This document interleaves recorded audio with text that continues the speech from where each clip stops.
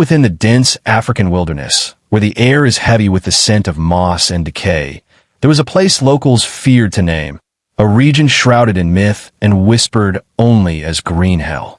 Its jungle canopy was so thick that sunlight barely reached the forest floor, and the cries of unseen creatures echoed like the whispers of the damned. Into this forbidden land came Dr. Evelyn Hart, a brilliant biologist with a fierce curiosity and a haunted past.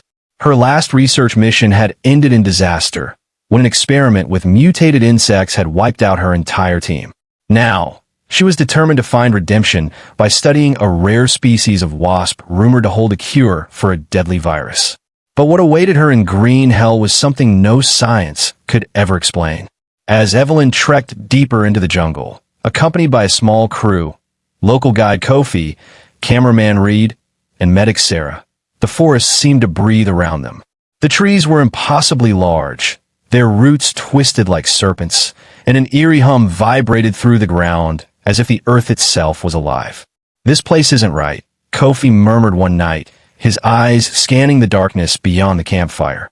Evelyn brushed him off, though she couldn't ignore the feeling that unseen eyes were watching. The deeper they went, the stranger things became. Birds fell silent at their approach, rivers glowed faintly green at night, and even insects fled the campfire's light. Then came the first attack. Reed disappeared while collecting drone footage.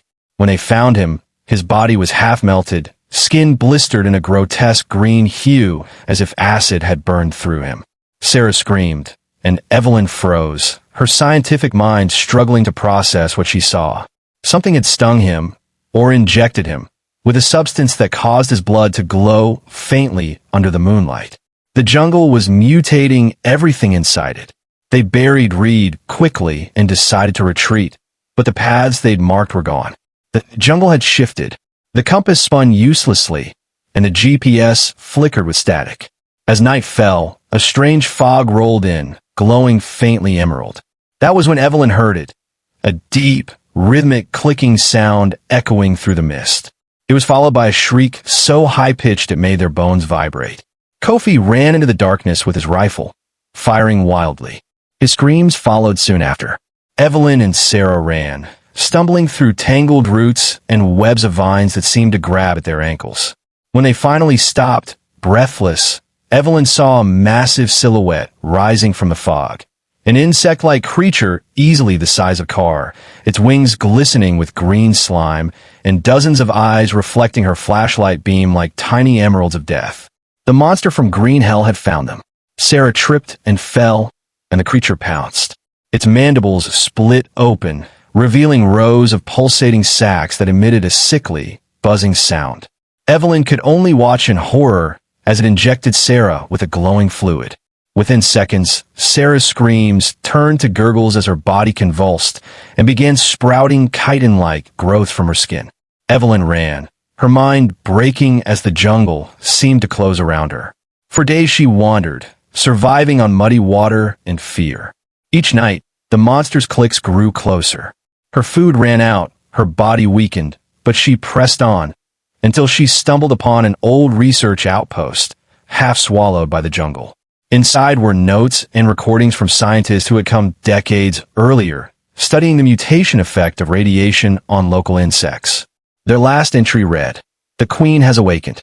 Green hell is her domain now." Evelyn realized then, this was no natural mutation. The jungle itself had been altered by man's hubris. She spent the next day trying to contact the outside world through the broken radio tower. When she finally caught a signal, a distorted voice replied, "You shouldn't have come." That night, she prepared for the inevitable. She coated herself in mud to hide her scent and waited with a flare gun. The clicking came again, louder, closer, vibrating through the walls like a monstrous heartbeat. When a creature emerged, its body pulsing with bioluminescent veins, Evelyn fired the flare directly into its open mouth.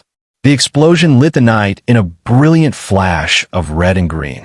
The creature screamed, wings tearing the air apart as it thrashed in agony. The outpost ignited, flames spreading across the jungle. Evelyn fled into the river, carried away by the current as green hell burned behind her. Days later, she awoke on the edge of civilization, her body covered in strange green markings that glowed faintly in the dark. She told her rescuers nothing of what happened, only that her team was gone. But deep within the jungle, the embers glowed, and under the ash, eggs began to stir. The monster from Green Hell was not dead. It had merely multiplied. And as Evelyn looked at her reflection in the hospital mirror, her eyes shimmered green for a brief, horrifying second. The infection had begun again.